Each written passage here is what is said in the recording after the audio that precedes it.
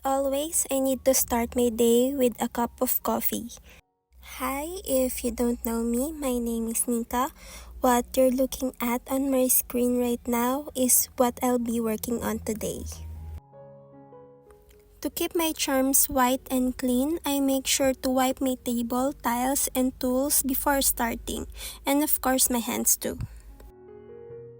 This time I'll be using my half sphere mold to measure my clay so I can get consistent sizes every time.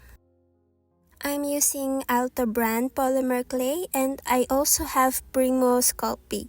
As you can see, the Alto brand appears much whiter. That's because I mix in some titanium dioxide. If you want a whiter clay like mine, you can do the same with other brands of white clay.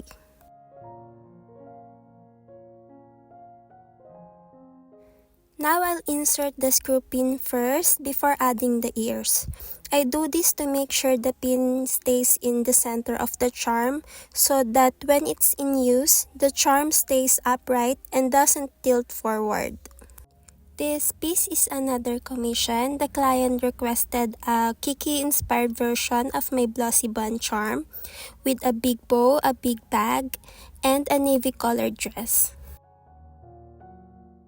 At first, she commissioned just one, but I loved the idea so much that I made a few extras to sell. When she saw the finished product, she ended up buying two. I'm really grateful. I need to prepare everything white first before handling darker colors to avoid staining or tinting the clay. This year is my first time making this many charms, and through experience, I'm learning everything I need to know. And of course, if you've seen my past videos, you know I love helping fellow clay artists and I really enjoy sharing my knowledge. I still have so many things to share from my experience working with polymer clay for this long. I'm more used to air dry clay, and since they're very different mediums, everything still feels so new to me, except for sculpting. But when it comes to baking, coloring, making it durable, painting, and especially glazing, it's all a learning process.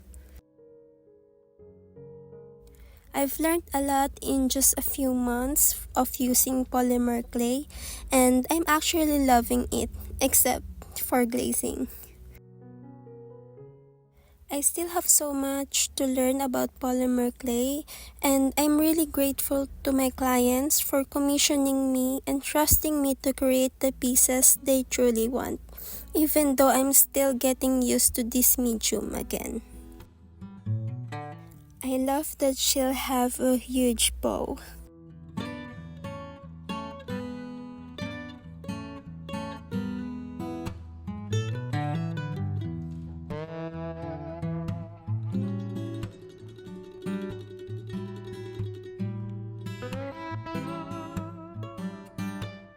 When I'm too lazy to bake the pieces in separate parts, I have to hold them very gently, otherwise I might squish them.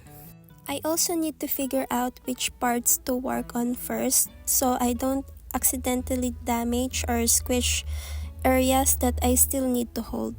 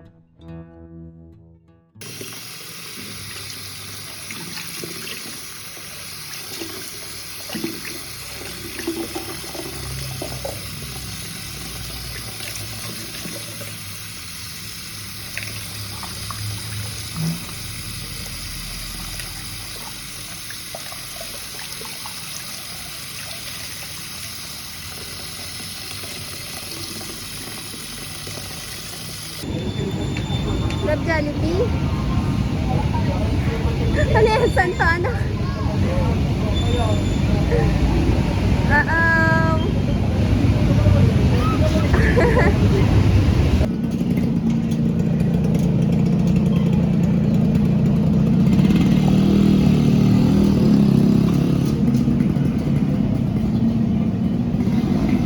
You're so cute. Albert? Where?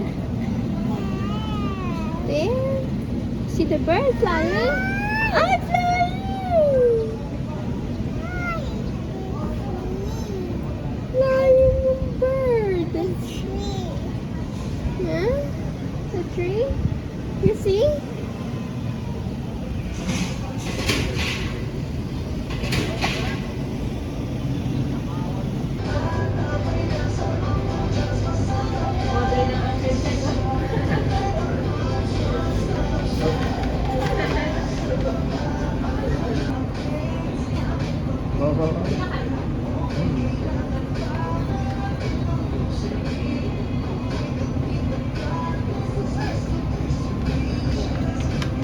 After giving my charms a bath, I use an X-Acto knife to smooth them out and remove any remaining dust or cornstarch that didn't wash off.